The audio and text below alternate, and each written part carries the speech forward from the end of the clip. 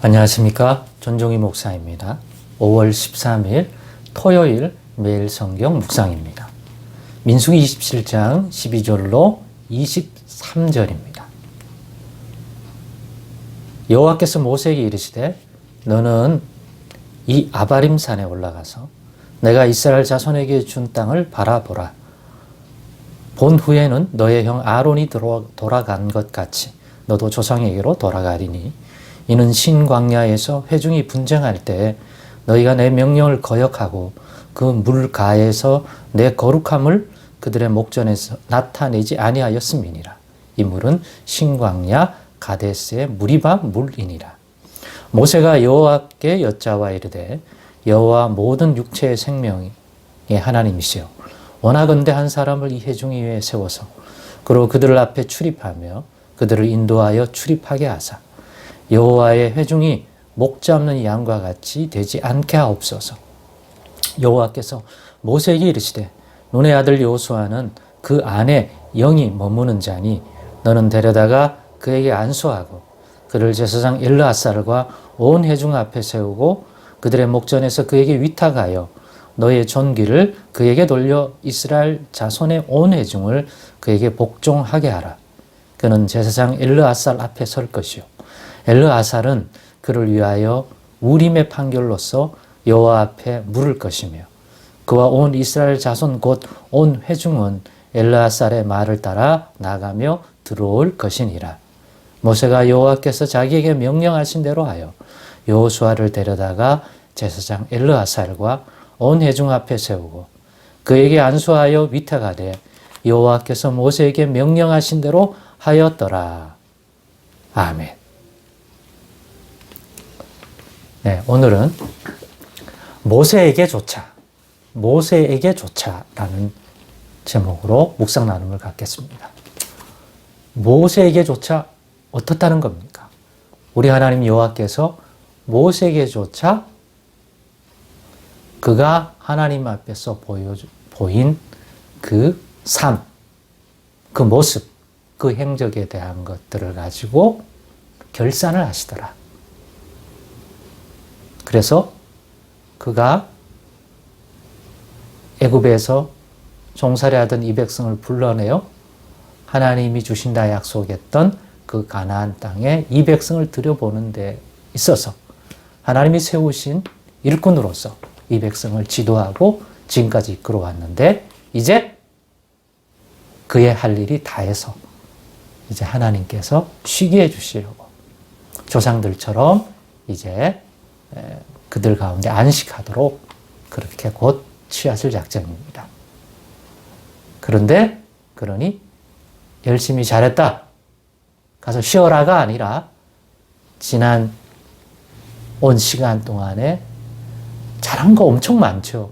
그러나 그가 잘못한 부분들에 언급을 오늘 하죠. 특별히 신광야 가데스에서 이 백성이 불편하고 불만할 때 마실 물이 없다고 그럴 때 반석에서 그 물을 하나님이 공급해 주시죠. 그럴 때 여호와의 영광을 드러내야 하는데 하나님이 명령하신 그 뜻대로 그 일을 준행하지 않고 물을 솟아나게 해서 마시긴 했습니다만은 그러는 과정 가운데 하나님이 말씀하신 대로 여호와의 영광을 드러낸 게 아니라 자기 자신의 감정을 드러내서 그것 때문에 하나님이 그 일을 통하여 이스라엘 백성에게 드러내려고 했던 그것이 온전히 드러나지 못해버렸습니다. 모세도 인간인지라 그동안 쌓여있던 감정이 자신을 불신하고 불평하고 뻑하면 원망하고 그런 것들 하나님은 안 보이니까 하나님께는 못하니까 다 모세에게 왔단 말이야. 모세가 참다 그때 욱해가지고요. 그 물을 하나님의 말씀을 쫓아 제공하면서 하나님이 명하신 대로 전달하지 않고 자기의 속에 있던 인간적인 감정대로 그거를 드러냈습니다. 그러니까 하나님이 그 사건을 통하여 드러내시려고 했던 것들을 모세가 감정상의 문제로 인간인지라 모세가 기계가 아니잖아요. 그때 절제하고 끝까지 그 중심을 가져가야 했는데 그러지 못했습니다. 이 부분에 대해서 하나님께서 오늘 이 모세의 마지막 장면에서 결산을 해주셨습니다.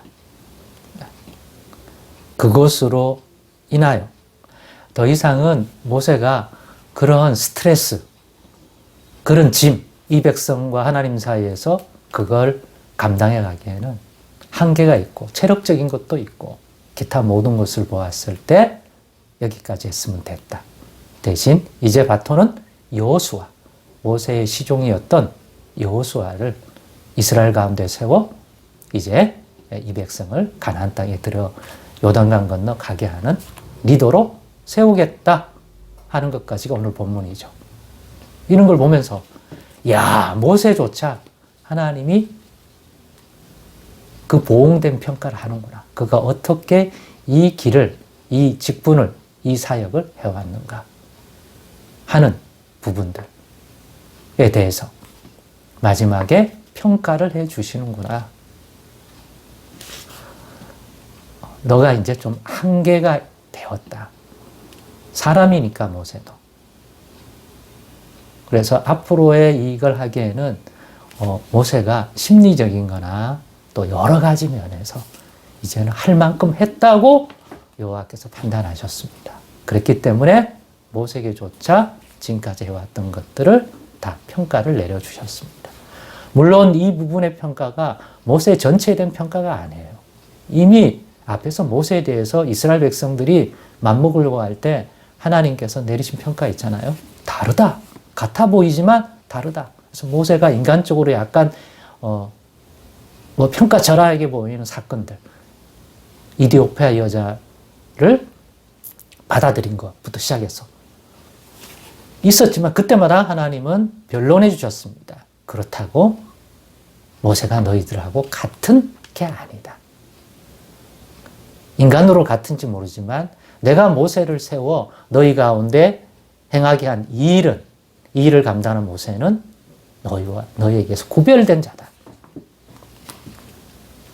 그는 이스라엘 온 집에 충성하고 온유하고 모세 같은 사람이 없다. 그렇게 분명히 얘기해 주었죠. 그리고 그 평가는 주님 다시 오실 때 부활에 분명히 받아 온전히 누릴 겁니다. 얼마나 고생했는데요. 한 집안을 이끄는 것도 힘든데 이 민족을 그렇게 그 척박한 광야의 길에서 섬겨나간다. 모세니까 가능했다. 물론 모세 개인이 아니라 모세와 함께 하신 하나님으로 인하여. 그런데 모세도 인간이니까 한계 지점이 있겠죠. 그 한계를 보여준 사건을 오늘 언급함으로써 이제는 네가 내려놓을 때가 된 것 같다. 앞으로 가나안 땅에 들어가서 감당해야 할 일을 생각할 때 신체적인 나이나 모든 면에서 이제는 너가 쉴 때가 되었다 하는 것이죠. 그래서 모세에게조차 하나님은 그가 해왔던 모든 것들을 보고 판단하고 결산해서 앞으로의 일도 감당할 수 있는가 없는가를 판단 내려주셨습니다. 또 거기에 대한 결산을 해주었습니다. 물론 모세는 심리적으로 가나안 땅 들어가서 자기도 그 땅 밟고 싶죠. 오늘도 보면 대신 보여는 주잖아요. 아바림 산이라고. 어떤 사람은 모세 느보산에서 저 땅 보고 죽은 거 아니냐 하는데 같은 말입니다. 아바림 산이라고 했지만 아바림 산맥입니다. 그 산맥 가운데 가장 높은 봉우리가 느보림 산입니다. 그렇게 이해하시면 될 것 같습니다. 그래서 모세의 평가를 이렇게 해주었습니다.